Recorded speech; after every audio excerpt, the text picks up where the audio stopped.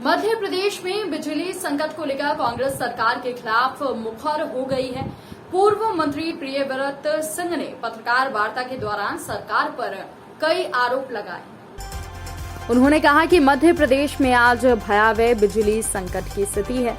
ग्रामीण क्षेत्रों में सबसे ज्यादा अघोषित बिजली कटौती हो रही है।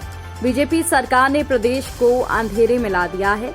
सरकार को 900 करोड़ रुपए का हिसाब जनता के सामने रखना चाहिए। सरकार ने महंगी बिजली का करार कर रखा है, जिसका बोझ आम जनता पर पड़ रहा है। एक तरफ तो प्रदेश में अंधेरा है, कोयले का संकट है, वहीं दूसरी तरफ सरकार के मंत्री मानने को तैयार नहीं है कि कोयला संकट है। सरकार का हाल ये हो गया है कि आग लगी है और कुआं खोदा जा रहा है। गांधी सागर प्लांट में 2 दिन का कोयला बचा है। सिंगाजी पावर प्लांट में भी कोयला खत्म होने की कगार पर है। 900 करोड़ गरक में जा रहे हैं और जनता अंधेरे में है। एनर्जी एक्सचेंज का हिसाब सरकार नहीं दे रही है। एनर्जी एक्सचेंज की वजह से बड़ा घाटा मध्य प्रदेश खा रहा है। वहीं हाल ही में नेता प्रतिपक्ष की जिम्मेदारी मिलने के बाद गोविंद सिंह ने कई गंभीर आरोप लगाए।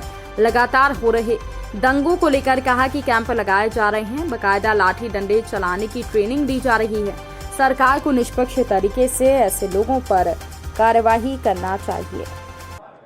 बिजली को लेकर आंदोलन अगले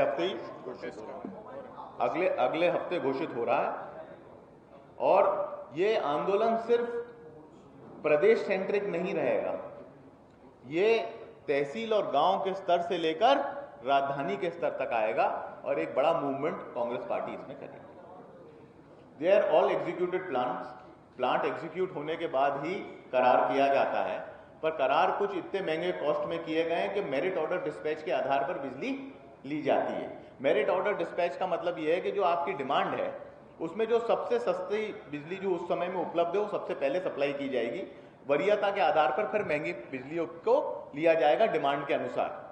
अब आपने 23,000 मेगावाट की इंस्टॉल्ड कैपेसिटी कर दी करार कर करके, तो उन जो 50 मेगावाट 60 मेगावाट जो 15 रुपए 20 रुपए तक के करार हैं वो कभी एग्जीक्यूट ही नहीं हुए।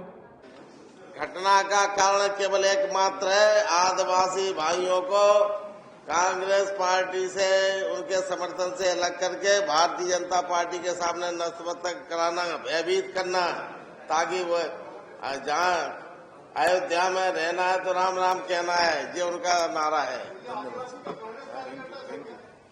जी कार्यकर्ता अधिकांश हमारी जो सरकार बनी, आदिवासी भाई, गरीबों के, पिछड़े, अनुसूचित जाति, जनजाति, अल्पसंख्यक, गरीब तबके के लोगों ने, पिछड़े वर्ग के लोगों ने कांग्रेस को 114 सीटें दी थी। इसलिए अब चुनाव आ गया, इसलिए वो इस तरह की हरकतें कर रहे हैं। पूरे देश में आतंक और सांप्रदायिकता फैलाकर, आपस में दंगे कराकर क्यों हो रहे दंगे?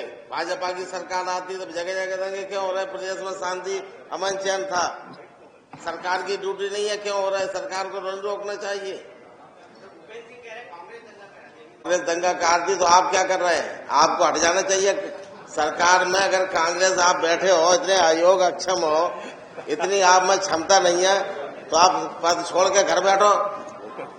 अब आप इतने इस्तीफा क्यों नहीं देते? क्यों कुर्सी पर बैठे हुए हो? जब आप अगर दंगे हम करा रहे हैं तो हमारे खिलाफ कार्रवाई क्यों नहीं करते?